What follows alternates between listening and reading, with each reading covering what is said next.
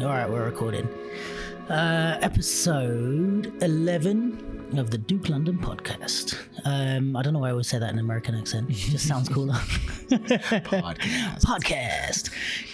Here with bboy Spin, David to some people. We're at the Wacky Barbers in Soho.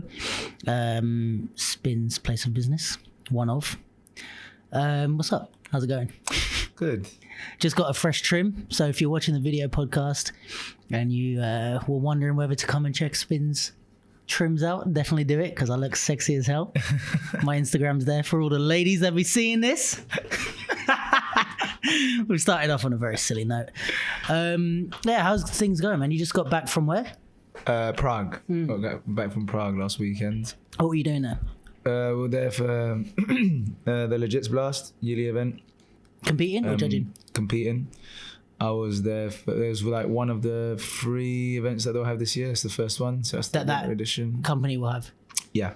Next one will be Outbreak in July, and then the last one is a new edition, which is in Miami in November. Sick. Are you going to all of them? That's the plan, as long as they don't get cancelled. True. Hashtag Corona. Yeah. And how'd you do? Not too good. I didn't qualify. Okay. Was it like you feel like you should have qualified, or just? No, to be honest, like, I was going obviously with the intention to compete and do like top 32 and everything, and I've been training since the start of the year. Started training properly again, because I kind of stopped doing the solo battles as much. Okay. I was doing more crew stuff, and then I kind of like just took a break from breaking altogether last year. And so I wanted to get back into training properly and competing in 1-on-1 again. And then a couple of weeks ago, I was in France, in Nantes, for a hip hop session. Oh yeah, how'd that go? Well, that's where I got injured. Oh fuck. Yeah, okay. I got injured pretty bad. Like, What'd you do? I pulled my groin. Shit. And like, it's okay, I can break, but there's a lot of stuff I can't do, and mainly power move stuff. So going into an event like that injured, I'm like, okay, there's a lot of stuff I can't do, but it's fine. There's a lot of stuff I can do. Yeah. But then when I looked at the sign-ups, it was like, okay, there's 460 people. Fuck. And I'm looking at the level. Just in the solos? Yeah. Jesus. And I'm looking at the level of the people that are there, and I'm like, okay, I really need to do the stuff that I can't do. Right. So I was like, but I kind of just, I try not to let it like bother me too much, and just wanted to, well, you got to play to your strengths, innit? It's like, cool, I'm going to do everything I can without, and if that's not enough, then I'm not good enough to compete today, so I'm not going to be able to hack it anyway. Yeah. Because sometimes it's like people want to have got through, and then it's like, but would you have even won the whole, would you have even made it through to the finals if you...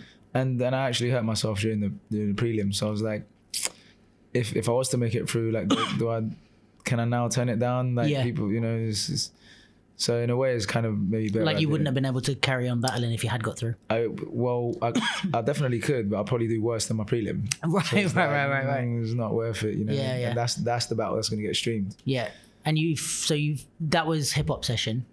No, that was this weekend. That was this weekend. Yeah. Okay. So where was it that you got injured? Were you already through to the battles, or was it just? No, hip hop session. I was basically there just on a holiday, really. Oh, okay. Just chilling. Because we were supposed to compete. I was meant to go with 2 guys from here, Infante and Sheku, from UK. Yeah. But the sign-ups were already maxed out. Ah, fuck.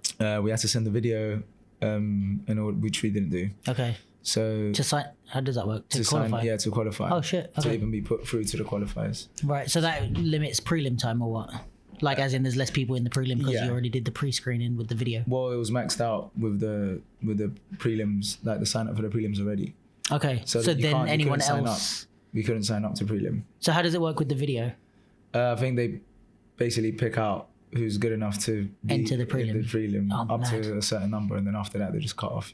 Which is probably fair. Yeah, I mean they decide when the cutoff point is, innit? Yeah. And then you avoid having 500 crews or whatever. Yeah. So I went anyway because my girl was an invite for the Top Rock battle. Sick. Okay. So I was there to support her, even though I wasn't going to compete. Yeah. But then there was 2 Spanish b-boys there who were missing one guy, and they were like, "Oh, are you battling?" It's like, "No, well, I was, but my guys didn't come, so there's no point. Yeah. And they're like, oh, we've got a space, we actually need someone. It's like, okay, cool, I'll do it with you guys. For the 3-on-3. Yeah. And in the qualifier, like, screwed Oh, my brain really? up. Oh, fuck. Yeah, we didn't make it through anyway. Was that like just a freak thing, or did you not warm up properly, or how did No, I actually warmed up properly, which is mad annoying. it? Like even worse than if it was your like, fault. Fully. But I think I've been neglecting like part of my conditioning, you know, so I've been stretching a bit more, quite a bit more, because I've had a bad knee for a while. Okay. But it's, I think that's just because of like muscle imbalance and stuff, where I'm putting pressure on parts of my knee that shouldn't be, because I should be stretching, should be foam rolling, should be doing all these things to look after myself, which I haven't been doing. So now I have been doing that, and I've been trying to put it as part of a bigger stretching routine. But if you're stretching, you also have to strengthen. So I've not been doing that part. All right. So it's like left you open to injury a bit. And then Fair. And then so that kind of fucked you in this weekend. Yeah. When you're in Prague. Yeah. So do you feel when you go to somewhere like Prague, and if you don't qualify, do you feel, especially at the like kind of level and experience level, especially that you're at, do you ever feel like that's a wasted trip, or is it still worth it for you? I think it depends on the mentality you go out there with, you know. Okay. Because you already knew you were injured before you even got on the plane. Yeah. So, like, it depends how much you really get out of a trip when you go. Right. You know, so for a lot of b-boys, like you said, like if they're just mad competitive, and I'm mad competitive, but if I go there and it's just, you know, just to compete and there's nothing else I'm going to get out of the trip, then it might feel like a wasted trip. Do you still do that? Go to battles and I'm just here to compete. I don't like care. that is there's usually like, you know, one of the main things if I'm going to a certain level competition, but there needs to be more than that for me to I mean, I'm going to be there the whole weekend, you know, and I've always said this like to younger members in the crew and stuff when like we were traveling about, or when they will travel, or even just younger b-boys in general when they travel, is like if you add up all the time that you dance that weekend, even if you win and you actually got to dance every round, the amount of dance you do probably adds up to like 3 minutes. Right. Yeah. Exactly. But you're there for like 3 days, 3 minutes and 72 hours. Is like there's a lot more to do on your trip. You know, there's people to train with, other people to chat to, go and get lost in the city, like go and party. Like there's so many things you can do. And I guess also, unless the prize money is big, if you take out like, if that was a day wage for like 3 days that you're there, like how much you're getting paid to be there for the whole week, is the prize money going to equate to like you only dancing for that weekend? Like you got to get other stuff out of it. Yeah, definitely. I just think, I mean, I guess the money for me has never been much of a thing for it. Okay. You know, when I got into breaking, it wasn't about how much money I was going to make. I just wanted props. Right. I just wanted to get a rep. I wanted people that I thought were dope to think I was dope. Did you see it as like a career when you first started? Like, this is going to be my career? I wanted it to be. Yeah, right. But I was quickly told it wasn't going to be, you know? And you believed it? You didn't have the mentality of like, I'm going to prove you wrong? A little bit. I mean, I was 14. Right. Okay, fair enough. Yeah. So I was like, nah, man, I'm going to do this. This is what I want to do. I'm going to do this. Not having any idea what paying bills means and stuff at this time, you know. So it wasn't like a kind of realistic thing for you. It was just idealistic more. And also the fact that I didn't have to face that reality until, I don't know, after uni. But at this time, I'm at year 9 in secondary school, you know. I'm just going to just do it.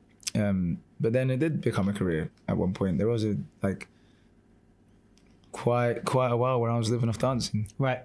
And how quickly did you have to get like business minded and kind of smart about what you were doing within dance, or was it kind of like your success kind of paid for itself in a way? Nah, like the whole business minded thing was that I had a lot of help in the beginning, you know. So like when I started getting asked to judge certain things or whatever, like obviously I had people who to ask, like, yo, how much do I charge for a workshop? Right. What do I charge for? Who would that be for you? Mouse at the time. Mouse, okay. Yeah, Mouse. Or anyone older than me who was already doing that kind of stuff. But because Mouse was around at the time, I was around Mouse a lot, and he was the one that put me into contact with Rob and Pro Dance. That's when I started earning money from breaking. Right, and Pro Dance is the agency that you're on still to this day? I don't really do much work with Pro Dance anymore. Okay. Most of my work is now here, barbering.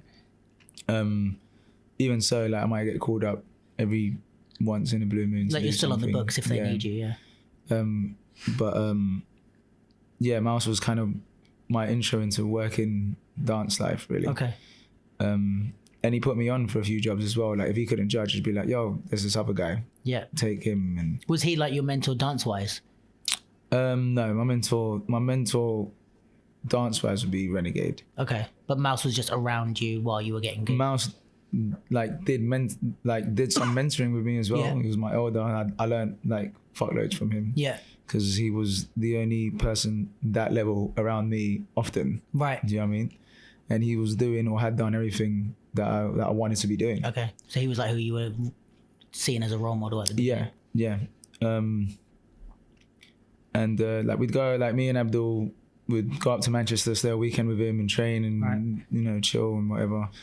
Like I learned loads from him, but I guess in terms of who would get the title as my mentor, I'd give that to Renegade, who spent the most time. Just like the hours coaching you. And... even just going to his house and chatting about stuff. Yeah. You know, not always necessarily breaking, sometimes things that were parallel to breaking, you know. Yeah. Like, because also when you were starting and kind of when you first met him and was training with him, he was already going to events, right?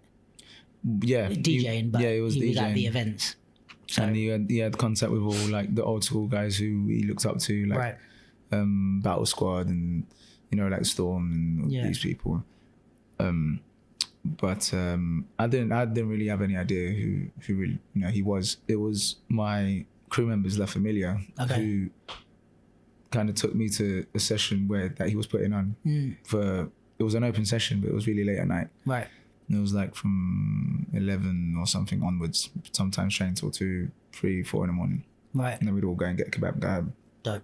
and that was Break Station. Yeah. That was a place in Shoreditch. And that was, I think, where in what, a space of like 3-4 months maybe, at least for us. But I think Mavericks were there a little longer. But in those 3-4 months, that a lot changed for us, you know. It became more serious. Yeah, and like the amount of information we got and the amount of like, well, like the just, it was just hardcore training that we weren't used to, and more structured training, which we hadn't done either. So would you say like Mavs, Soul Mavericks and La Familia were like, the idea with those crews was like, we're going to win, we're going to be dope, rather than La Familia was a bit different to Mavericks, I think. So what was the difference between the two? How did they both kind of... Mavericks... Because now it's a lot of people that were in, or everyone that was in La Familia is in... No, just me and Manny. Just you and Manny, okay. Yeah. Right. Mavericks was Kevin's Renegade. Yeah. Getting a team together for UK champs. Okay. Literally for the purpose of having a UK team at UK champs. And that's how he got the squad together, by talking to different people and kind of picking. Yeah, and putting, like, saying like, all right, I'm trying to do this. Like, are you down to do this project? And then it ended up being a crew and outlasting whatever the original thing was. But because it was initially about that stage and that performance and that competition, I think Mavericks will always had more like of that sort of goal, like being at high level competition and being like a gate opener for the rest of the UK at the time, and kind of break the wall of like losing first round at every jam, you know, not getting international recognition and stuff. So the only person doing it at that time that I remember was Mouse. Right.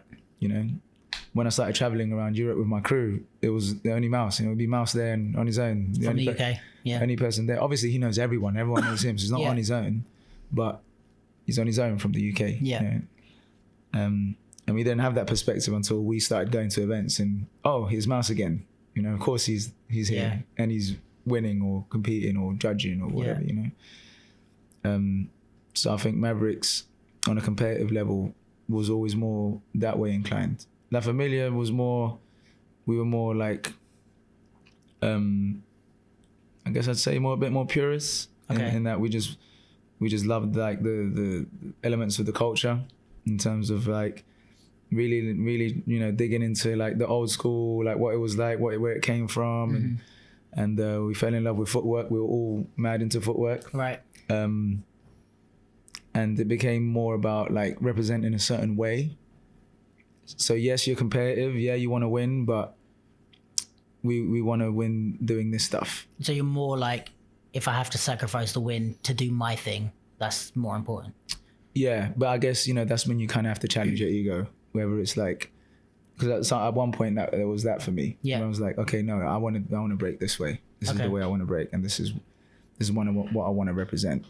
But then if I keep losing, it's like, okay, I'm like, if losing is burning me, and there's things that I know I can do without sacrificing my style or what I want to represent in breaking, am I saying I don't want to do it because I really don't want to do it, or is it because I feel I can't? Right. Or is it because you like making excuses? Yeah, you make excuses for yourself, and you say, I could do the big stage if I wanted to, I just don't want to. Right. It's just because it's just this. I'm not about that. I'm not about this. But I'm like, at some point you got to challenge what you think you know about yourself, and it's like, nah, you know what? I'm gonna. Well, what sort of things was it that you were talking about that you could, like you said, if you did certain things with your breaking? Yeah. Like what sort of things are you talking about? Like for us, being a footwork crew, it was learning power, learning to do moves, learning to do tricks. The more like athletic, acrobatic, more technical, kind of physical moves. Is that because at that time you were kind of seeing it as more like, oh, that's just for the crowd kind of thing, and this is more like the old school way? Yeah, it's just what I was in love with at the time, right? And I was only interested in like really like dancing in ciphers and battling in ciphers and stuff, and I always saw that as a completely different thing to the stage, and it is different. Yeah. But there's a lot that's the same. It's just applied differently. Yeah. Even now, I don't think I've sacrificed anything I like about breaking to get where I've gotten with breaking. That's pretty good. If anything, I've just evolved what I was doing. So I've added stuff on. So yeah, I do a lot more power moves, more I don't know, dynamic moves or freezes or stuff or whatever. But it's still within the style that I want to do. Do you think there's stuff that you could have added into your repertoire that would have gotten you further than you've gotten?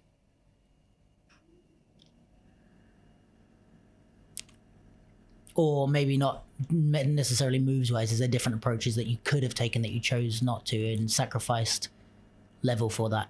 No, I think I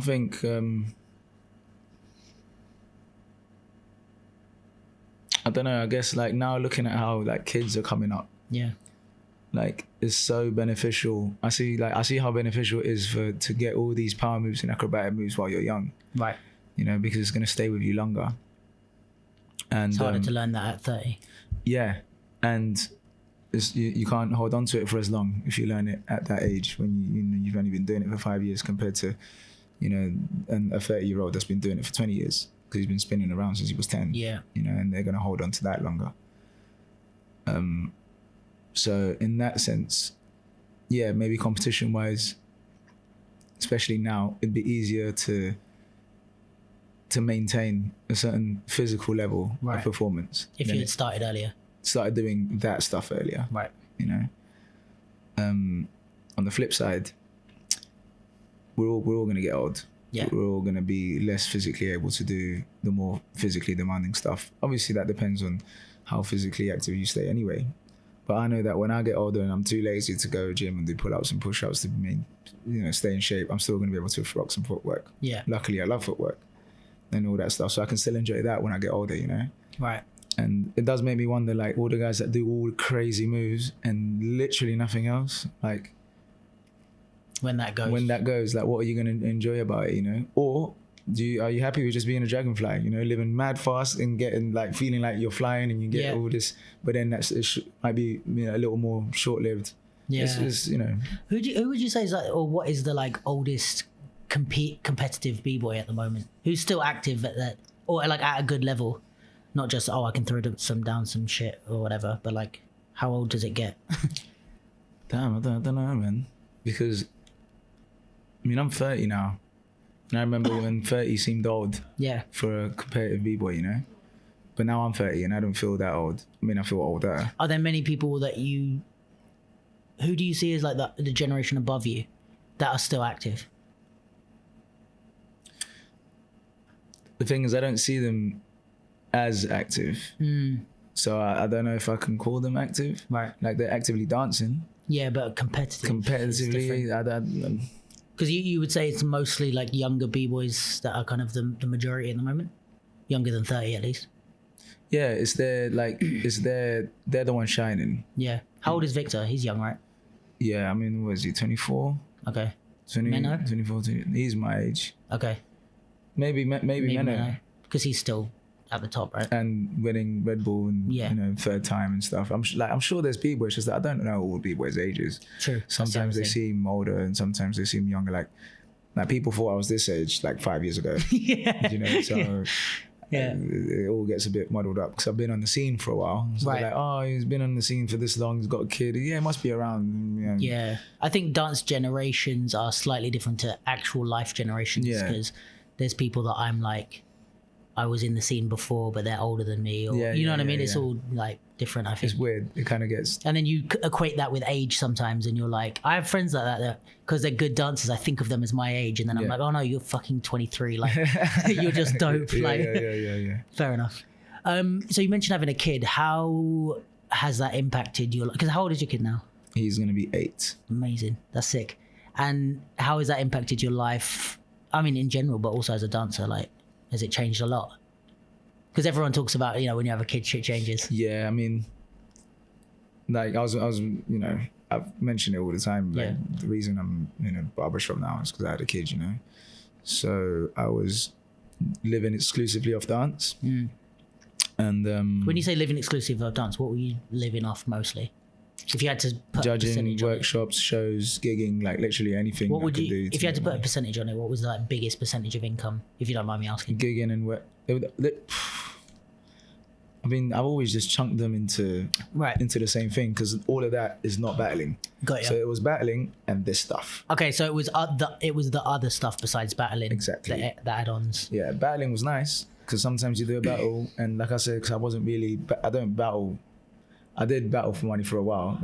I stopped that. Quick. Yeah, I didn't enjoy that at all. Yeah. It's not the reason I got into it. You know what's mad? I feel like, I mean, this is episode 11, but a lot of the people I've spoke to have said similar stuff, that like the battling is not what's making them money. And I think that's fucking important because I feel like when I was a kid, or I feel like a lot of kids think that the best battlers and the b-boys that they see, or whoever, poppers, whatever, that they see on Insta, they're like, oh, they're making their money from battling, so when I get good at battling, I'll be fine.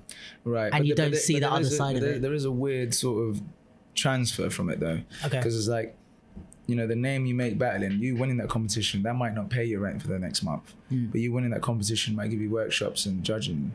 How intentional does that need to be in the breaking world? Like, do you need to realize, okay, I've got a name now, let me leverage this? Or do you think it comes to you? Do people come to you with offers? It's weird because it's a popularity contest, really.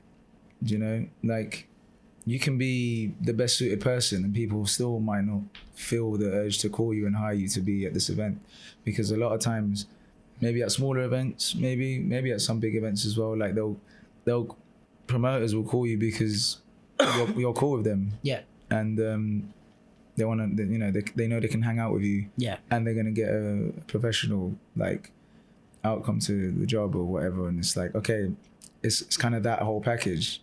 But you being cool with them is an important thing, as well as you being professional. I guess that happens with every aspect of life, though. Like the boss's nephew's so going to get the promotion. Sometimes people know that they're not going to get this guy's not going to be on time, or that there's a record of him missing flights or whatever. But they'll still get that person. Yeah, that drives me up the fucking wall. Do you know what I mean? Because if it was all about being professional, then they wouldn't be still getting jobs. True.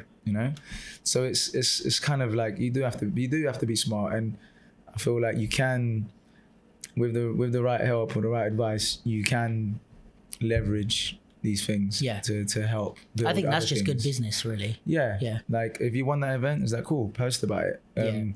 Start posting, like use your social media. Like everyone uses social media now. Like references, everyone is referencing social media. Yeah. So much so that people pretend they're doing stuff that they're not doing. Like it's all. There's definitely a balance to be struck between that. Yeah. But also, I guess to a certain extent, it makes sense because it's kind of like the, like in the music industry, like the best singers are not necessarily the ones selling Right. It's, you know, it's about what people want to see. Yeah. You know, it's like, even if you're a better breaking teacher than someone who's super famous, if I'm like nobody and I'm just like a young beginner, I'm like, You're I kind of want buy into the famous guy, exactly, you know? yeah. Unless you find another way to reach those same people. Some of people's favorite b-boys haven't even really won stuff. Yeah. You know. I think it's the same with every style, to be honest. Yeah, and if like, that doesn't say it's a popularity contest, it was all on results, it would only be the people winning. Yeah. Like, that get to do the workshops or the judging or whatever. Yeah. But having a name or being famous or popular doesn't always mean like winning a jam. Yeah. Or that you're actually good. Yeah.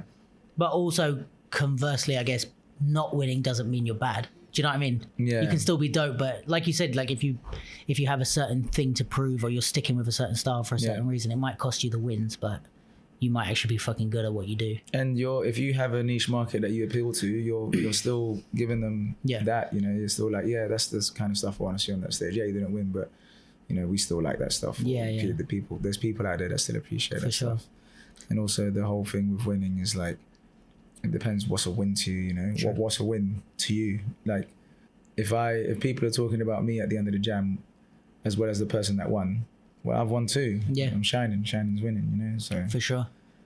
So I went on a tangent with that question, but so you were living exclusively off dance. Yeah. And then you had a kid. Yeah. And then went back to barbering?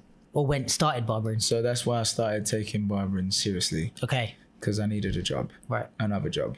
Like breaking, like when you commit to something like breaking competitively, like, you know, you're not going to make all your money because you've been told the whole time, like, you're not going to make mad amounts of money unless you really go down that route of being, you know, going to auditions, going to all the castings, like making it about, you know, your job. Yeah. And I was never about that. I just wanted to battle. Yeah. And my thing was all... Is that excluding stuff like BT1 All Stars and stuff? You think they're still worrying about other jobs?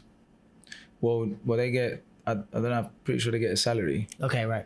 And they'll now, at least now, they get bonuses for winning certain stuff. So now that kind of... So they can focus on that. Yeah, they can just focus on training, you know? But most people have to choose between training and working. And depending on what kind of lifestyle you want to have, like, you might train less to work more because you need to pay rent here and because you live over there, or because you like to eat certain things or whatever. Mate, for a long time, I just ate tuna and rice. Yeah. That's it, just tuna and rice. Because it was more important to train. And you know, Rob would call me sometimes and be like, yo, there's this job. I was like, I'm already booked for an event. Right. You know, or I'm going to go to this event. So even though I'm not booked for it, I'm not going to take the job because I need to go to this event because it's something I felt I needed to do, you know? Okay. So I'd lose out on money to compete. And at that time, what did you feel you were gaining by doing that? I guess, I mean, ultimately it did help, like, in my development as a competitive dancer. Okay. Because I was at a lot of jams as often as possible. And I was exposed more often to that level, which means I can absorb that level. Right. And it was in the context of what I was breaking for in the first place, which was for battling, whether it was in a cypher or on a big stage. You know, it transitioned onto stage stuff. But in the beginning, at least here in the UK, I didn't make a name off winning like stage battles. It was all smaller, local or cypher battles, call outs and stuff. Yeah. You know? But then obviously as time went on, I wanted more and more and more. And it became like, okay, I've done London, I'm going to go to Leeds, I'm going to go to Manchester, I'm going to go to, okay, I'm going to go to Spain, I'm going to go, you know, and then slowly, and then, you know, there's people that inspire you on the way. So like, I remember when I still wasn't sure about stage battles and like being universally competitive throughout, whether it's A circuit or B circuit type events. And then Roxwright won BC1. And he's not like the typically most acrobatic b-boy, you know, with like crazy air flares and flips and stuff. But he won. And I was like, fuck. And you kind of thought about BC1 being that type of thing before then? Yeah, 100%. And him winning it, I was like, geez, like, why not? it's possible. Why shouldn't I, you know? And it was after that I actually entered my first BC1 event in Colombia. Mad. And ended up getting to semi-finals. Lost in the semi-finals. Still don't think I lost in the semi-final. Still burns to this day. But in a way it was a blessing because everyone was talking about that semi-final battle. That, it shouldn't have gone that way, it shouldn't have gone that way or whatever. And in the end it didn't matter because I got what I needed from it, you know? And I now knew that I could do that and it was possible. Yeah. And you didn't have to sacrifice anything to do it, I guess. Exactly. And then it just kind of propelled me more and more in that direction. Munir then done it again. Munir won BC1. Yeah. You know, and it was like, okay, like confirmation again. You're like seeing yourself in these b-boys that are on the big stage. Yeah, because these are b-boys that I'd follow, you know, and look at how it is that they can compete at that level without being, you know, a pocket or Chico or whatever, you know, because that's not what I do. Yeah. So of course I'm like figuring out, it's like, okay, what bits of what they do am I missing that I can add within my stuff, and just studying the game really. So when it came to the point of like, okay, I've kind of got to think of a way to get more money or more consistent money with barbering for the sake of having a kid, was that something you felt like you had to like leave certain aspects behind, or was there bits that you were like missing out on because you had to like focus on making money, I guess? Well, yeah, when I found out I was going to be a dad, I immediately started looking into what else I could do to make money without turning into an office zombie, you know. And barbering was something I already enjoyed. I was pretty decent at it. I was like, well, if I invest my time into this, like, I wonder what can happen, you know? Why not? And I kind of ventured into that. Ended up going to a barbershop for a haircut. Ended up being the barber who I was looking for to eventually like ask for help with. Mad. So it kind of all just kind of fell into place, Okay, wow. And then he said, that he'd happily train me, and because you were just talking about it while you were getting your haircut. Yeah. Sick. And he said, come in, bring someone in, and so I brought in a model, and it was actually Alpa. Oh right, sick. I took him and done a trim, and they'd show me how to do certain things that I wasn't so good at, and then slowly ended up like just working there, really. Sick. So it evened out my money after a while. Obviously in the beginning you don't really have much. You got to build up your skill, build up your clientele and whatnot. And but it started getting in the way of my training and my traveling. And I had to reflect like, okay, I can do this. I can definitely do this at 40. I don't think I can do champs at 40. Right. So I quit. So I quit to go back into breaking. But was that did you come into it with a new mindset of like, okay, now I've got a kid, this is going to be a different run than it was the first time? Well, yeah, like I had to justify that decision. Right. You know, I can't justify leaving stability to then go and do some breaking and not have results to show for it. Yeah. You know? Were you thinking more justifying it with results or financially, or both? Both, really. What changed? What did you do the second time around?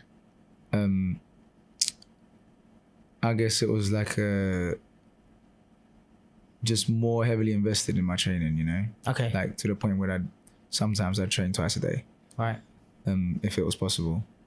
And training a lot more focused, a lot more specific training, like really like more I guess setting more goals, something that's like things that were more measurable, you know. And still didn't sacrifice anything you had not sacrificed at the beginning? Well, the difference now is that obviously I was in a relationship at the time. It was a long distance relationship. Yeah. And it wasn't like it put my relationship under strain, you know. Because you chose to break. Yeah. Okay. And to get the results that I wanted out of breaking, that was a lot of time that had to be put into that, a lot of energy and time that had to be put into that. And on top of that, it's a long distance relationship. Yeah. And I wasn't like managing that very well.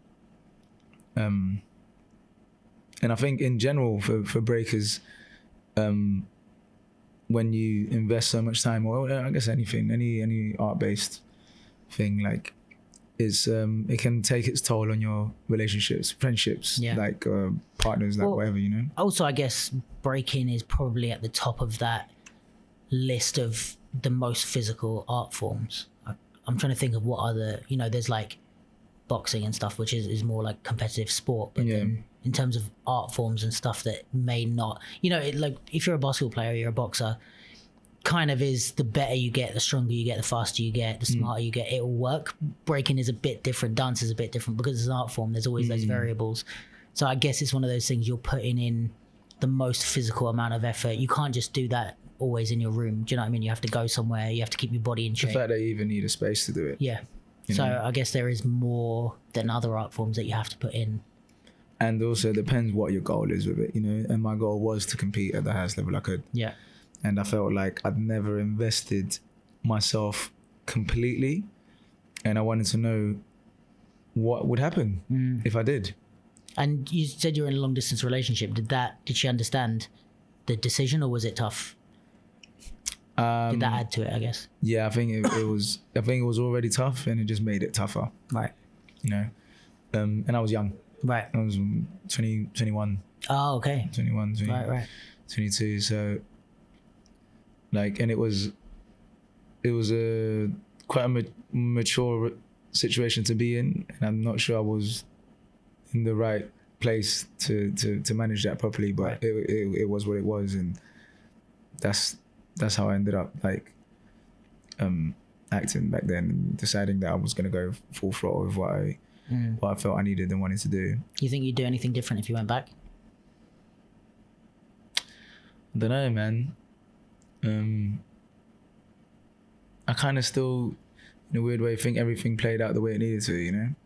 I guess like even our mistakes kind of make us including all the hardships and everything. Like I don't know if I'd give that up for the lessons I've learned and where I'm at now. Yeah. You know, even with my ex, you know, right. Like the mother of my child, like we're great now. That's good, yeah. You know, and that's and I think, you know, everything we went through from that time till now is part of the reason we're good now.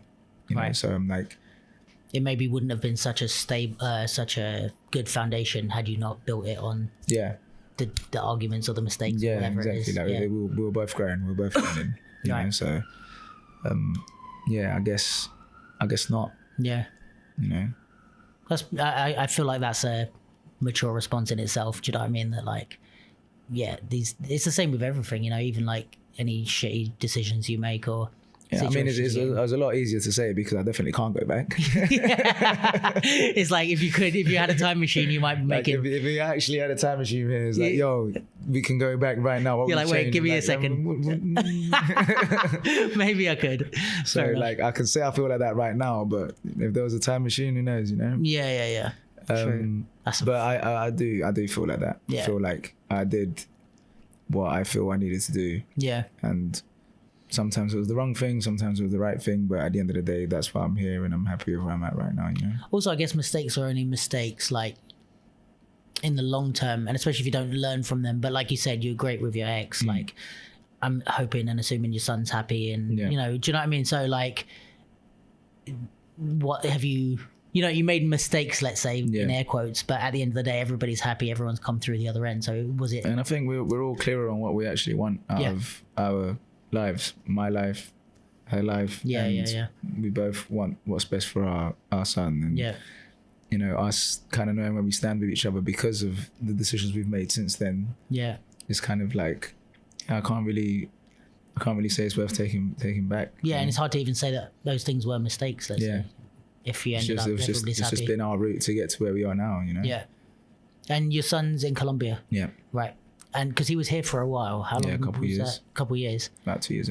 Right. And so are you back and forth there a lot now? Oh, well, yeah. Because I have to visit him at least once a year. Right, yeah. I'm trying to make it 2, but that kind of depends on my finances and dates when he's on school holidays or whatever, you know? Right, fair enough. And summer is probably like my busiest time for events. So it's hard to go out there for a summer. Even though if he's on holiday from school. Right. But then, Corona might help that this year. No events in the summer. I'll just go to Colombia. And yeah, maybe they won't let you fly to Colombia. Yeah. Well, fingers crossed something works it's out. like you can't come back. So, no problem. So you said about like kind of at the beginning you weren't so, let's say you weren't feeling the big stage events and stuff. Yeah. So what's now how long have you been in the game? I've been breaking for like 16 years now. All right, so 16 years in and you're like 30 years old. Like, how do you see stuff like the Olympics and Red Bull and Monster being involved in breaking and all this kind of, if you already weren't feeling the big stage events, now it's kind of on another level, right? Yeah. Or going in that direction. I guess for me, like I see it all as positive, really. Yeah. Like I don't see it as a negative. You think you would have felt that way? As a whole, I don't think as a negative as a whole. It can have negative effects, and that depends on, how things are managed and how things are taught, and the influences. But it's not like intrinsically negative. It's just how we. I don't think so, and it's also our take on those things. I just see it as another platform. Would you have felt that way at 20? You think? No, I'd say it's the shittest thing. You would have been pissed. Yeah, I'd be like, it's not a sport. It's not this. It's not that. And I'm not so like. So you kind of understand a lot of the outrage about it. Yeah, I get it. Yeah, I get it. But I think it's because we're crossing competition with culture, and I don't think they're the same thing. No. I think our competition is influenced by culture. Yeah. As in, because we're b-boys, when we compete, there's things that our culture makes us understand about how we do things. Yeah. But ultimately, in the competition, that means jack shit. Yeah. Like So that's not the culture. That's like the competition, and then the culture is a different thing. Like me coming out and in an event that's maybe more underground and a bit more, I don't know, B circuit, let's say. If I come out and take the piss out of you in a battle and burn you and whatever, like that might, it kind of matters a bit more. I feel like it matters a bit more. At the Olympics, you won't even be allowed to do these things. Right. I can't pretend to chop your head off and bang you in the face. And, I mean, it's not gonna happen. Yeah, right. But that's cultural influence in competition. But in competition, that don't mean shit. That's not going to be on the judge's scorecard. Yeah. So I think because we cross and we as individuals, we put that line in different places in terms of when culture starts and competition ends. We end up arguing about things that are actually about that side, but we're arguing it from this side. Right. So it's like, nah, but jams with big stages and stuff, it sucks. It's like, well, go to that jam. Yeah. Don't come to the fucking BC one because this is not for you. This is a show. But do you think when people say that, they're more, rather than saying I don't like it, they're saying it shouldn't happen at all? Or do you think they're saying I just don't like it? I think there's a lot of hypocrisy like in that, because it's like, I like it. I think people don't like it until they're involved. You know what I mean? Yeah, I mean, it's the same with like anything money based. Exactly. So it's like, no, that's whack. Hey, you want to judge? Yeah, how much you paying? Like, Right. But if it's whack, it's whack. You don't judge it. You don't have anything to do with it. You don't promote it, whether you're involved or not. In fact, you don't get involved. If you don't like it, you're not involved. But you can't cuss something and be like, yeah, you want to be involved. It's like, you're all right. Yeah, but you know what I see from that as well is like it depends on who we're talking about, but some people who, whether or not this is breaking or anything else, like if you consider yourself legit, then if you are involved in the event, you bring legitimacy to the event. Do you know what I mean? And I get that. Yeah. But after shit talking, yeah. No. I'm kind of playing devil's advocate because I actually agree with you. Right, but because I get it. Yeah. But like, you can't shit talk and then change your tune when you're now involved. Just stick to what you say, or openly say that you've changed your mind about how you feel about that. Yeah, and I guess it depends on what your shit talk was at the beginning. If you're saying this event is not legit because there's no one legit involved, and then when they ask you, you say, okay, I'm in because they need someone legit. Cool, and I want to do my best to, make sure it goes in the right direction. Which is actually probably the most proactive thing you can do. Of course, because you can change it from the inside, right? But if you're saying it's just whack all together, just the idea of it in the until you're involved, then it's like, yeah, and there's a lot of, Yeah. So the reason I think it's positive is because, like, I think we forget that, like, different parts of the world live breaking differently. Right. That's true. Very differently. So. And hip hop culture in general. Yeah. Every country has their own little like influence on how they live that culture, and you know, so hip hop culture in France, hip hop culture here, which is influenced from other things, hip hop culture in Germany, like hip hop culture in South America, like like just the state of the country alone is going to influence how they embody hip hop, right?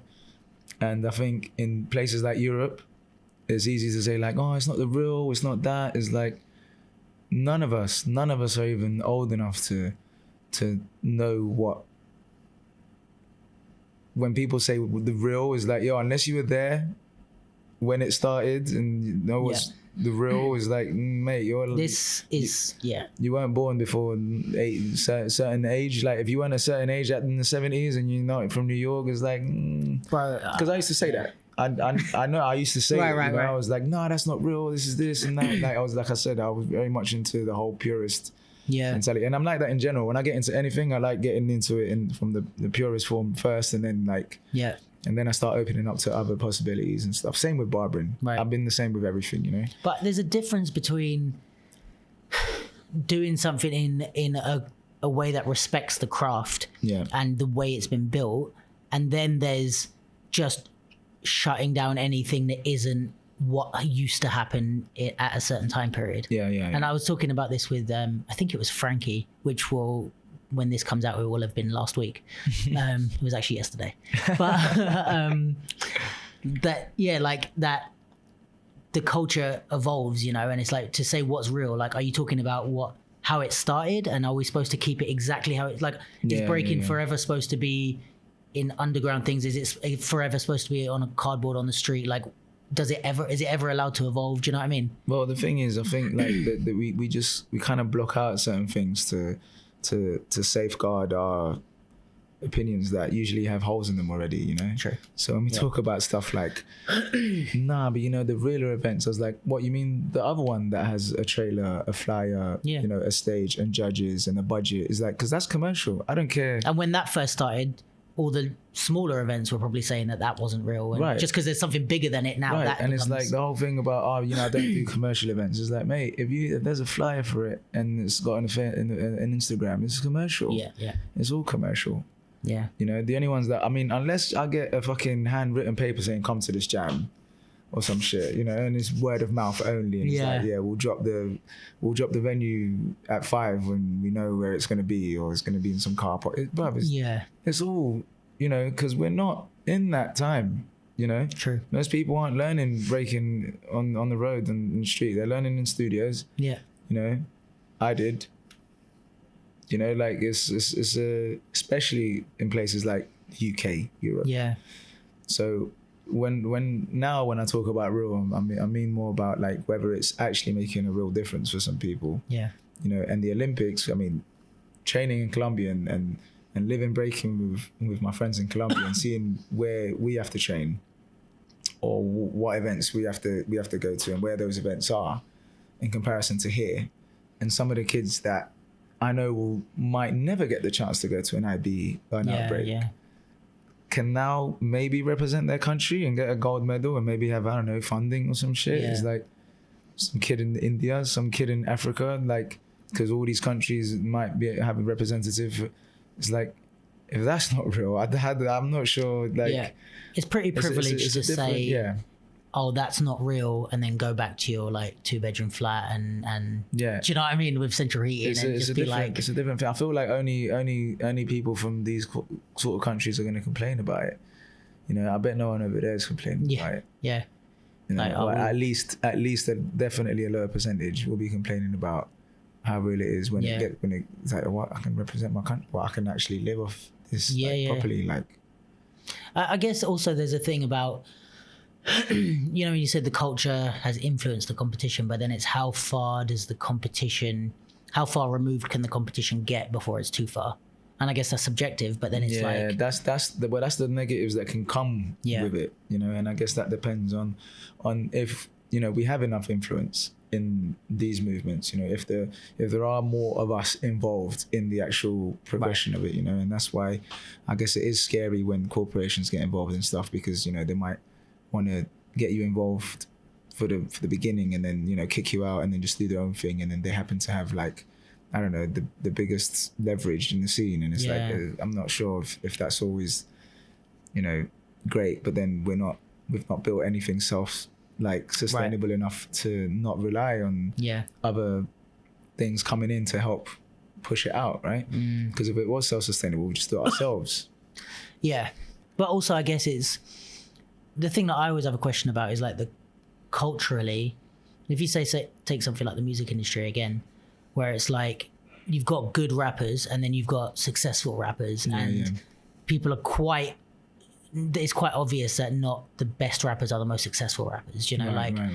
So, but then it's like someone, you know, the record labels have taken someone like fucking Flow Rider, or, you know, these type of people who are rappers in air quotes, because technically they're rapping, but everybody knows that's not the shit that, you know what I mean? It's not the best version of the craft. It's not the most real, let's say in air quotes, version of the craft. But because I think the thing is so big and so widespread, you're never gonna, because Flow Rider exists, you're never gonna not have underground rap battles. Yeah. Do you know what I mean? And at the end of the day, like if it's selling that much, it means there's a market for it. Yeah. People are buying it, you know? Yeah. For a reason. And for whatever reason that is, even if it's because they just like some dumb shit every now and again, is that cool? Well, but there is a market for it. Yeah. Right? So. And I guess also the hip hop and rap being like the mainstream, the technically the pop music at the moment, that didn't come because of lyricists, I would say, or because of it was the bullshit people that made everybody listen, and then when everybody, you know, like people in privileged countries, or like, you know, like fucking people in Switzerland who were like, oh, what's this rap stuff? The first people that got their attention maybe wasn't Talib Kweli and fucking, you know what I mean? And then once they heard that stuff, you dig a bit deeper. And you're like, mate, when I started breaking, I was watching You Got Served. Yeah, you know what I mean, like, same for me. Same generation, I think. Yeah. Yeah, it's like that's. But it's like once you like the thing, you delve a bit deeper and you see what the real shit is. Right. So it's an intro, right? Yeah. And then, unfortunately, like I know, because I've had this conversation with people before, and they're like, no, but you know, but then, you know, there's people that will stay there, and it's like, cool. And the people that do stay there is because that's what they're here for. You know, like I feel like with skateboarding, like not everyone wants to be Tony Hawk's. Like you're still gonna find people in the South Bank that go there and skate just because they enjoy skating. Yeah. Just like you're gonna go to jams, you're gonna see people that are at the event won't qualify, but they're ciphering all day. Yeah, like they're there to. Skateboarding is such a good parallel. I mean, I'm not so in the skateboarding scene, but it's insane, just like from seeing it, and I know they've had the same discussions. I've read articles about the exact same thing about skateboarding being, you know, taken over by big corporations. And you know, you've got like Nike SB, like they have their whole line. Yeah. But I think. I wish we had a fucking line. Do you know what I mean? I think overall it's done more for skateboarding than it's taken away from skateboarding. And you still have street skaters and you still have people that are just doing it for the fun of it. It hasn't stopped any of the culture. It's just given options. I feel that's the thing. Like when, you know, in terms of whether it will stop the culture, is like I'm the culture. So unless you're stopping me breaking, you can't stop me from breaking in the barbershop. I do. Yeah. Some of the guys will come round, we'll move shit around, and we'll have a cypher right here. Yeah. You know, breaking being in the Olympics isn't going to stop me wanting to break here. It's not going to want me stopping breaking in my hotel room if I feel like it, you know, or starting a, like whatever. Like we are the culture. So unless you're saying that these events are going to stop you from doing what you believe the culture is, then how can it kill the culture? An event that happens every 4 years is going to kill? Like, no, I don't buy it. You know, I'm like. But it may be that you think that event isn't part of the culture, right? But it's not gonna. If there's a strong enough culture, it's not gonna affect that. Right. But then that's on us. Yeah. Like we also do have to make sure that there is a balance, because right now I do feel like it's out of balance. Like the competition is way more of a thing right now, you know, and we have way more competitive events than like cultural events, shall we say, right? In my opinion, but that's on us to make those events or to support those events or to like. Because we can't just sit around, really. It takes action to look after what we say we're trying to look after, not just some words online, not just lip service. Like what are you gonna do to, what's your part? Where's your part in this? You know? But my question is, not that I don't agree with you, but my question is, how much should we, how do I put this? Like, how much can you artificially influence a culture until it stops being a culture? Because it's like, if we have to go out of our way to keep the culture alive, is it still the same thing? Or are we just it's like a zombie version of the culture. Do you know what I mean? What do you mean by going out of our way? For example, if like what you were saying about, you know, there's more competition events than like social events or jams and stuff like that. Not that I necessarily have a stance on this, but my question is always like, okay, but if that's just the way things are and there's more of a market for competition events and people are loving it and the kids love to battle more than they love to jam and cypher, you know, in all styles, the age is getting way lower than, you know, I remember when we used to do Throwdown, the people that couldn't get into Throwdown were a minority. You know, it was like Sonny and a couple others that... I was one of those kids. Right. I think I only started dancing when I was like 17. So by the time I was Throwdown, I was like 18 or so. But it's like now a lot of the majority are younger. Do you know what I mean? So it's like, if that's what, like they're younger, they're not in the club scene, they're not going out partying, they're not drinking. Yeah. And the scene is moving in that way of that it's more about the competition than it is about the jam and the social aspect. Whether or not, if that's how it started, is it on us to force it back the other way, or is it on us to let it? I don't think we can either. Like, we can't force these kids to like shit that we like. Yeah. You know, I mean, we're already, even our generation is still an approximation. You know, so our approximation is helped by the fact that we speak English, we understand the music. Like these things help us be a bit more closer to that culture that isn't from here, it's from over there, it's from across the pond. Our age maybe helps a little more compared to younger people with that approximation, because we understand certain things that they don't understand or see anymore. You know, the fact that we didn't have access to YouTube videos the next day after the event, we couldn't live stream it, we had to buy the DVD. And you know, you had to order it or go to that guy's house to watch the DVD. Or you had to meet the person to ask the questions, you know, not DM them. You know, like that, everything wasn't so easily accessible, right? So there's part of that has made us the way we are, and that's part of that will never be again. Exactly. You know what I mean? And it was an approximation for us, so the approximation to them is even further. So there's things that they just don't relate to anymore. I agree. You know, so I feel like, but where's that line of keeping things like passing things on and letting them know what we experienced? And then where's the line of like, okay, but that's just not how things are, so I shouldn't force you to do that. There's like a balance. I think that's when you do have to kind of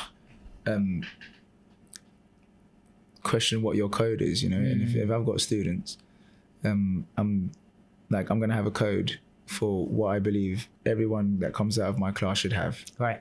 You know what I mean? And I think that comes down to individuals. So there's not like an across the board. It's just what you hold that you want to pass on personally. Because I think most of breaking is like that. Right. Because even judging competitions, like you're judging on your code or what you've been taught.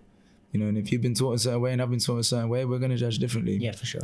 Even though we talk the same words and we say the same terms and whatever, we give different weight to those terms. So I might like execution and you might like more originality, and this guy comes out and he does this guy is mad original, but I don't think he executes. This guy executes, but I don't think he's that original. I vote for him, you vote for him. And like we both say we judge on both things, but you gave more weight to that and I gave more weight to this. You know, like it's still going to be the same. Exactly. So I'll be like, yo, for my students, it'll be important to understand this, this, and this. But then the people that don't will go to that guy who's teaching something else, you know, like that's why I say it's our own responsibility. And do you think that transfers as well into like events? So like the people running events, maybe one event, if what they hold dear is competition and high level, they should focus on that. If another event, you're not going to please everyone. Like, and the people that do try and please everyone, fuck it up. Because like you're not. Like if you can please a vast majority of people, that's great if you found a way to do that. But it's like, what is your event about? And you do that for your code, yourself. You know? I think, to be honest, and I always think this across a lot of subjects, that one of our biggest problems in the dance scene is event organizers.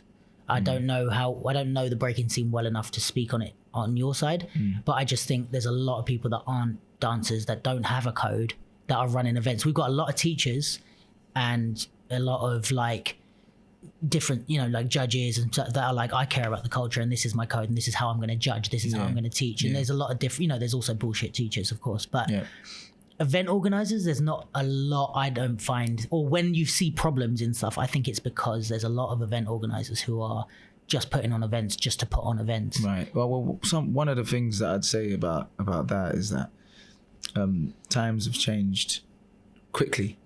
That's a problem across the board, in my opinion, including event organizers and stuff. And it's just the fact that social media and YouTube and all these things like fast forwarded the scene in many ways.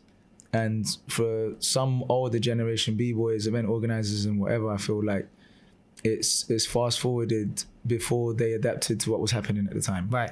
And some people play catch up and some people just don't. So they want to kind of put on an event that would have worked. And it would have worked, and it would work that way 20 years ago. Right. Or 10 years ago. You know, but now it's like, yo, you need a team. Yeah. Right? You need social media. You need to consult with your local dancers, ask them or get them into your team. And you know, like there's so many things that's there's so many dancers that have like professional like careers and some of the stuff that you might need, like a videographer, a photographer, a commentator, or like they do events now and you can get them involved with you to help you. Like there's so many things, you know. And I think about that like with Throwdown. So like if anyone's listening that doesn't know Throwdown, it was an event that used to happen at Plan B in Brixton. When I first started dancing, it was one of our biggest, or like let's say like one of our only consistent events. Yeah, we had champs and we had like for top stars we had Stylefest, but Throwdown was like a breaking event that happened every month, and then what they would do is also have breaking plus a different style every month. So it was like breaking and popping, breaking and whacking, like two different categories. And the thing I found with Throwdown when I first went, which I used to love, is that it wasn't just a battle. It wasn't a competition. It was a competition, but it was more focused on like we're all getting together once a month to show. I used to go when it was like just breaking, or when it was like a style that I didn't do, because I'm like, everyone's going to be there and whatever. Thing is, Throwdown wouldn't work the same way now because the scene's too big, first of all. Like the thing with us all going there was there was nowhere else to go. Yeah. And there was there wasn't that many people in the scene, especially top styles, but I mean, I guess breaking as well, but that we could all fit in Plan B once a month. Now it's like you're not going to get everybody going there once a month. And towards the end, it wasn't as packed as it was every month. It started being like 1 month would be good, other month would be kind of empty. Yeah. This month would be medium, and then good again. But for when I first started going, it was packed every single time. So the scene was already changing then, you know? Yeah. So I think it's true what you're saying about, you know, things, even if you had a great formula, which Throwdown was a sick formula, you know, it was about the dances. There was no time limit. Well, for us anyway, there was no time limits. I don't know about for breakers, but... No, we don't even dance that long. Anyway. That's true. Yeah, but I remember it was like one of the only events we had as poppers or hip-hop dancers, whatever, they didn't time limit us, and you just fucking go. And, you know, decent prizes. It was a nice vibe. Like, everybody was chill there. But even if you have a great formula, it's not going to work. You have to kind of keep them updated and keep moving with it. Or you have to know what's working now. Yeah. Do you know what I mean? So it's like I said, things change really quickly. And I think it's just some of the problems that we're seeing is people having trouble adapting fast enough or not staying in tune to know what even has changed. And just carrying on like everything's the same. It's like it's not. That goes for everyone. Event organizers, b-boys. Yeah, right. Everything. I feel like with some top styles, I think definitely with hip hop, maybe some others, there's a thing where it's almost the opposite, where you said like a lot of the problem can be like people not updating fast enough. Yeah. But I feel like, say with hip hop, for example, there's a problem of people updating too fast, or that's what people say anyway. It's like, there's like young kids that are coming in and not going through the ranks, not learning anything about, and just wanting to do their own thing. But I think that's across the board. Do you think? Because I feel like with breaking, it's harder to do that. Hip hop is it's easier to just go, I'm going to do something different. With breaking, what can you do different? You know what I mean? That's not like pop, because you've got the pretty solid formula. I mean, dance wise. I don't know. I mean, I guess you get the typical like, I'm just going to do my own thing. And I was like, cool. Like, do you want to learn the thing first before you take that? What would the own thing be, though? Just some weird shit. Yeah, like or I don't know. But is that individuals, or is there movements of like people that are like? I guess there's been crews at different points in time that maybe got slated in their time, and then later on became legendary because they stuck it out and they've changed the game or whatever. You know, I feel like there's a lot of examples of that across the board as well. But now I guess with with kids coming in and wanting to like do stuff. Well, I guess maybe not as much as like with hip hop, like you're saying, like they're changing it completely. Yeah. But the approach is different from the get go, just on the fact that, like, I don't know, like the come up process. Like at one point, like I said, you'd have to meet someone to go and learn that from that person. And they won't teach you that straight away because they might like, oh, I want to learn windmill. It's like, cool, you got to do 10 of these first, and you got to learn that. Once you learn this, and this, I'll teach you windmill. Right. And you want the windmill, so you go through that process, and that process is like building a foundation for you to, for more than just windmill, but it will help you get the windmill. Right. But they'll make sure you go through that because I can't teach you it without. But then today, if I say to a kid like, nope, not teaching that, you need to learn this, this, and this, I'm like, well, fuck that. I'm going on YouTube, and there's a million tutorials to learn the big stuff straight away. To learn windmill, right? And I'll do it in my living room because I'm 12. And I'm just, but then, do they still end up? Because my thing is like, I don't, as I guess like a middle to slightly older generation in hip hop now, I feel like it's not the kids can do what the fuck they want. It's our position to not let them, like, if we think they're not doing it right, that they don't get through prelims. And if they are getting through prelims, whose fault is it? It's the fucking people judging. Yeah. Do you know what I mean? So it's like, you do what you want, but we have some set rules. And I think the problem is that, I guess, at least from my view, is like a lot of these kids are doing what the fuck they want. The older generation go, no, that's not good. But then when they get famous and they get on TV and they get big names and stuff, the older generation go, oh yeah, you can pass through prelims. And it's like, and then there's a problem because these kids are like now winning stuff or whatever. And actually, I'm not necessarily on the side of that they shouldn't. I love a lot of the evolution that hip hop is taking anyway. And I think a lot of the kids are progressing it in a sick way.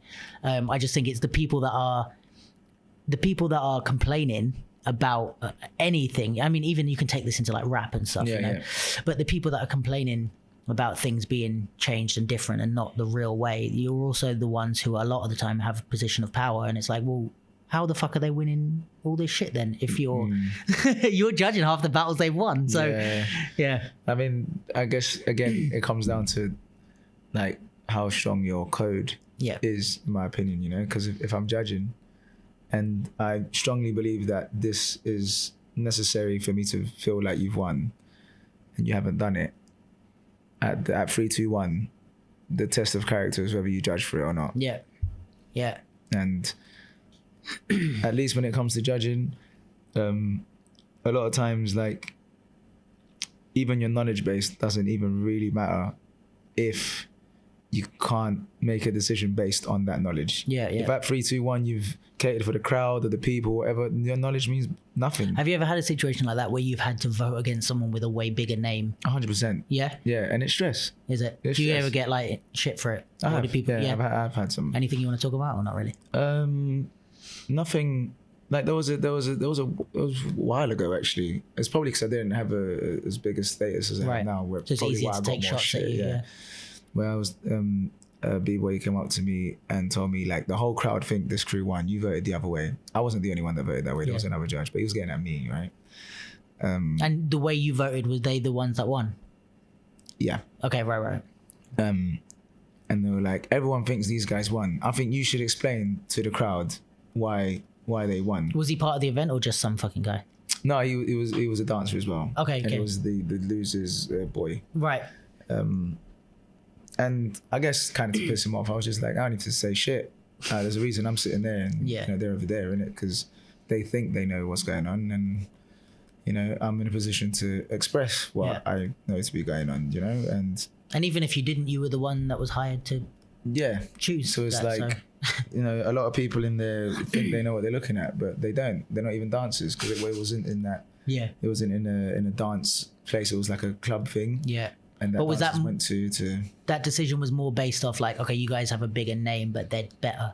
And that I got shit for it, but it wasn't because they had a bigger name. Okay. I just got shit for it because they felt like they won. The crowd felt like they won, but they didn't, in my opinion. So they were more of like a crowd favorite even in the battle. Yeah, they were a crowd favorite. But I guess how many judges voted your way? 2. Me and the other judge. There was only 3 judges. Okay, yeah. So I mean, like at least like it wasn't just you thinking Yeah, that. but Like, only I got shit for it. but who was the other judge? Did they have a bigger name to not get shit for, or they just chose you? No, G. Okay. So it was like easier to go for you than it was to go for them. Yeah. Fair enough.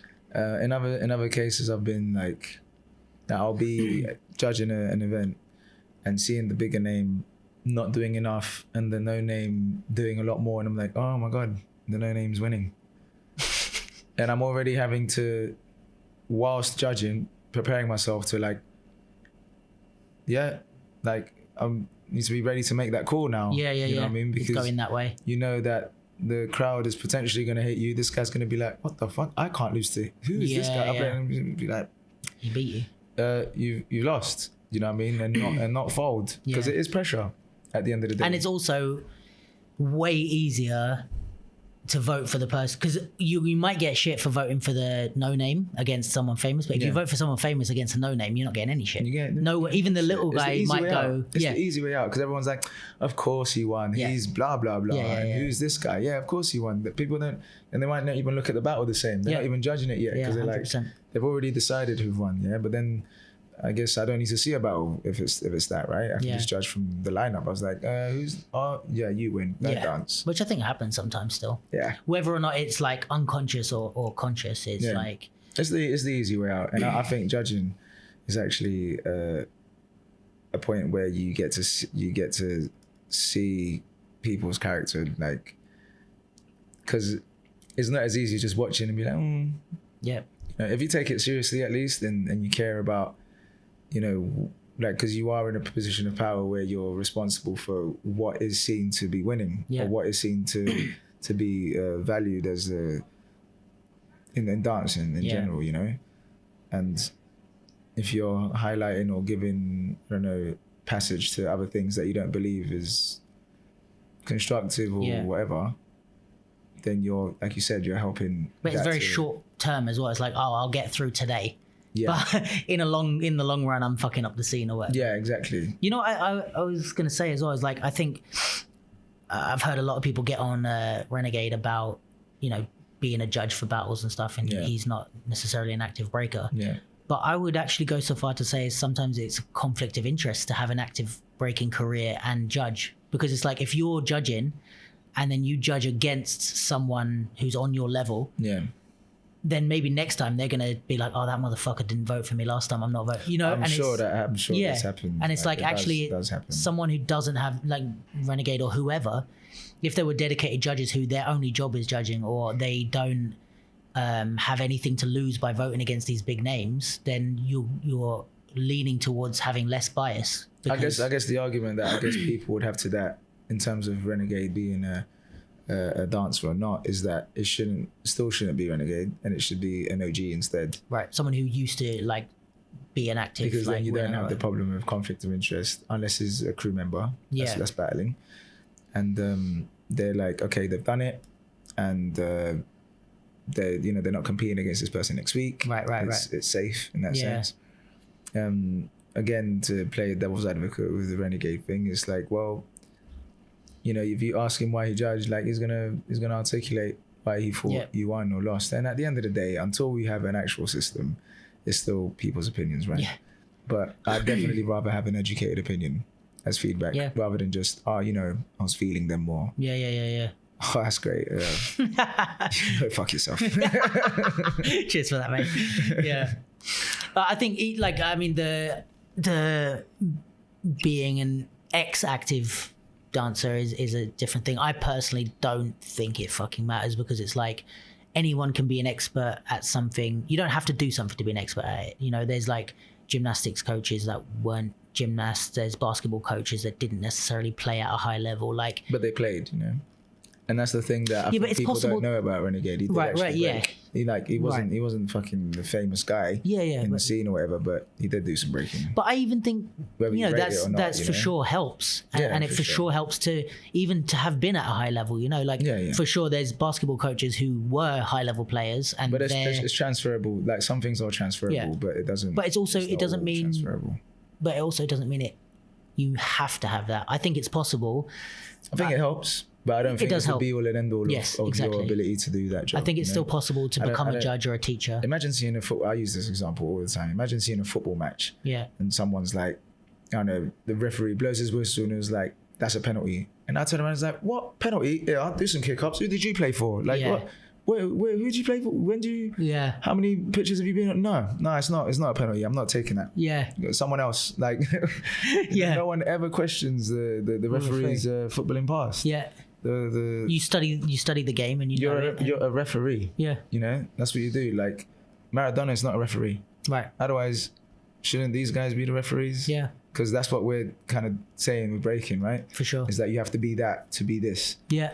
And I maybe understand it a bit more with teaching, but even then, I think it's possible because it's like, well, judging, I think judging and teaching are still separate to being a good dancer. I agree. Some good dancers don't even know why they're good. But I think it's like in football, you might say, you know, if you were like, oh, it's not a penalty, you know, your example, you might say that to your football coach. Be like, oh, if you told me this, I'm shit at football, but who did you play for? You might say that to a football coach. Right. You wouldn't say that to a referee. Right. So I get it a bit more with like, if somebody's teaching a dance style, you might have a bit more validity in questioning if they had done it. But I still don't think it matters. It's like, it's slightly more of a valid complaint. I know what you mean, yeah. But you can still teach something that you've never done, for sure.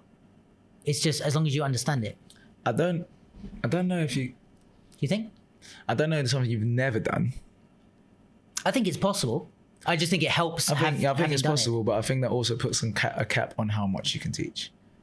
But what about someone who, let's say, teaches English at a university level? Yeah. That never spoke English. Oh no, but wasn't. No, but let's say like teaches about literature and writing. Right. But it was never a writer themselves. They just got a degree. They have a master's in literature. Yeah, which means they have to do some writing. Fair enough.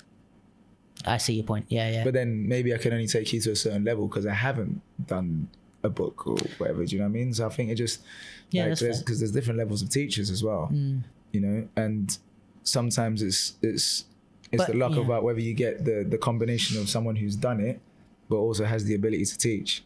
Right? If you get the mix of both, of course, that's the ideal. But some people have done more. And the ability to teach is kind of good, but the validity comes from what they've done. Yeah. And there's some people that are great teachers but haven't done enough of it. Yeah.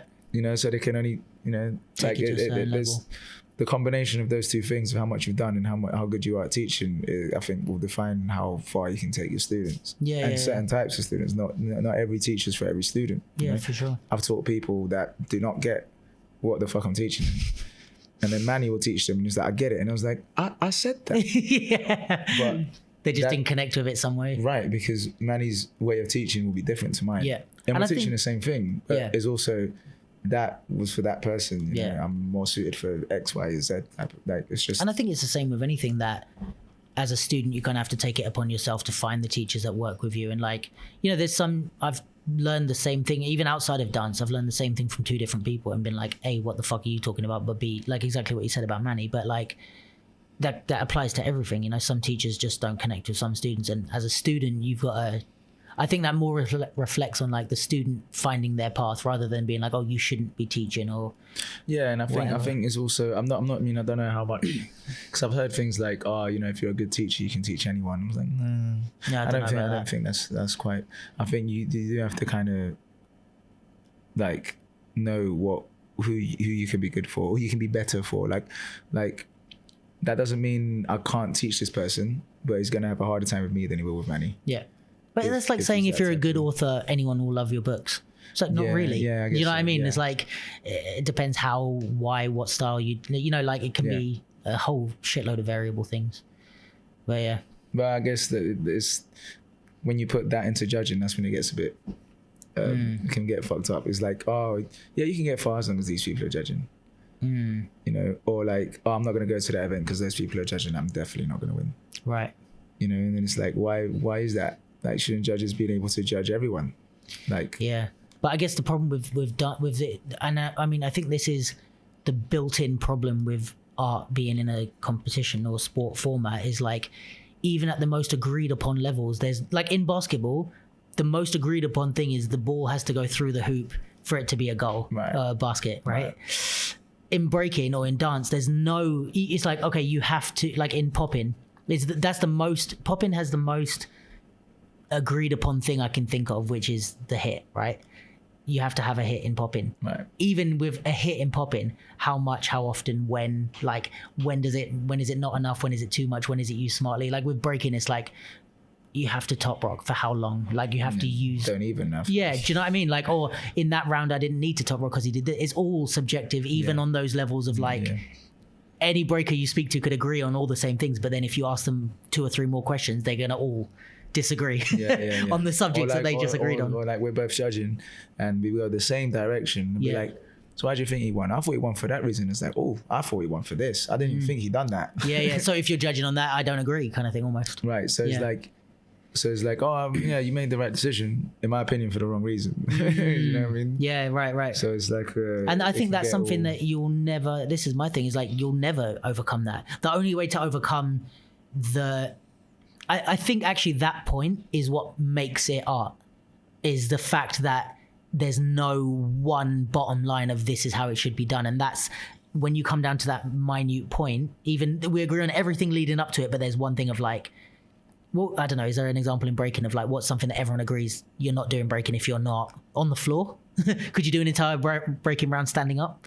Well, no. Okay. No, I guess. So right, you're like then it's a top rock battle. Okay, right. So then you have to at least touch the floor, but then it's like, how long do you have to be on the floor for? How can you come up and go back? There's so many variables, even in that most agreed upon point. And I think that's what makes it art. And I think as soon as you take that artistic part out and you make it sport. Or like that's what happens if you take that artistic part out, you make it sport, and then it becomes like gymnastics or whatever, where you just have to go and do a routine of certain moves with certain weight. And I guess I think that's the biggest question with this whole Olympics thing, right? Is like, the judges' criteria, the criteria that they've made, because you need a criteria for the Olympics. Like it won't be in the Olympics if it doesn't have a criteria. Like, and a lot of people. Assuming that the criteria that is being given out is telling judges how to make decisions. I haven't read it myself, so I can't really go into detail with it. But I'm pretty sure most of the people that are saying that haven't done either. they haven't read it either. And as far as I understand, it's just a tool so that certain things get taken into account when judging. But I don't think it tells you which way to judge or what you're going to give more weight to. Which is good and bad, because it's like the good part of that is it's keeping the cultural side of breaking and the autonomy of the judge alive. But then at the other side, it's like at the Olympics, if I lose in the final, I want to fucking know why. Yeah. Do you know what I mean? And then even if we get down to the debate and you're like, but it was this criteria in this exact point, and then I'm like, I can still disagree with the judge. Do you know what I mean? But then we disagree with judges' decision in sports anyway, and they're very clear. We can't even agree when certain stuff is offside. Well, I guess was it a go? Did it go over the line? Was it enough of a line? No, for me it was a go. For me it wasn't. But there is an answer. Like, did it go over the line or not? There is an answer to that. It's just we didn't see it, or who can tell? Like that's why you've got the technology to look at the goal. Yeah. You know what I mean? So it's like. There is an answer to whether or not it went across the line. It's just we're arguing about. But at the end of it, the decision doesn't change.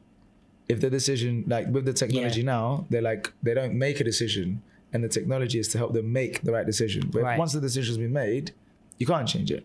Okay. Right? Unless you're talking about disqualification for something. Right? But I think like once you've lost the battle and you lost it for that reason, that I guess would now be talking into like, okay, we have to, I don't know, appeal the decision, and it gets into a whole other, I don't even know how that stuff works, to be fair. Yeah, but then even to appeal, that's what I mean, like even to appeal or to get into those conversations, there would have to be a point that you're fighting for. Because it's like, if you say, even the thing of like going on the floor, it's like, oh, well, you didn't stay on the floor for long enough. And then I say, well, how long is long enough? And then you go, well, I think it's this. And I say, I don't care what you think, how long is long enough? Like, and if I want to appeal that, I want to look back at the video and go, look, the rules are 30 seconds. 30 seconds on the floor. I did time it. I did 30 seconds. And then there's an answer to be found. Right. Whereas at the moment, because of the good thing, which is keeping the culture and the stuff alive, there's never an answer. It's just, well, if you keep digging, you'll get to a point and where it's, I think this, I don't agree. Right. Where do we go from here? Yeah. And that's, for me, that's the art. That's art in kind of I guess practice. to yeah. I actually need to read that. I'm not saying this with any point in mind. I'm just just stuff. I haven't like it does make me want to read it though, because I'm like I don't know how it works. I don't know what it is, and because it interests me, and like I need to read into it. I mean, then again, help make it, you know. I should kind of know.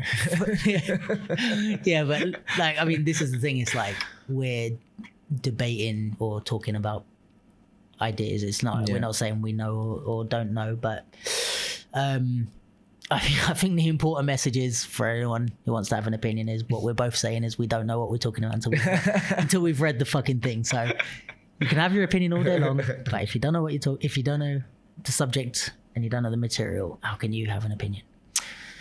But yeah, I'm gonna head home soon, mate. Cool. Yeah, thanks for doing this. Appreciate you having me at the shop. Thank you, bro. Appreciate the trim. It's looking wonderful. Anytime. And yeah, as always, write comments if you have any feedback, leave me reviews, like and all that, subscribe if you want to. You don't have to subscribe, it doesn't really matter. It's just if you want to listen to more of them, it will pop up on your YouTube feed. And yeah, follow Spin on Instagram and myself if you want to. And you got anything else coming up that where people are going to see you at? I don't even know anymore. See what happens. Yeah, true. Everyone's a bit up in the air now because of this disease stuff. Well, wishing you the best of luck with that, mate. And hopefully, I mean, at least you got the barbershop to cover your loose ends for now. Exactly. Yeah. All right. And tune in next week where I will have, I don't know yet who. Could be anyone at this point. We'll see how it goes. But yeah. All right. Safe, man. Appreciate it. Cheers, bro. Boom.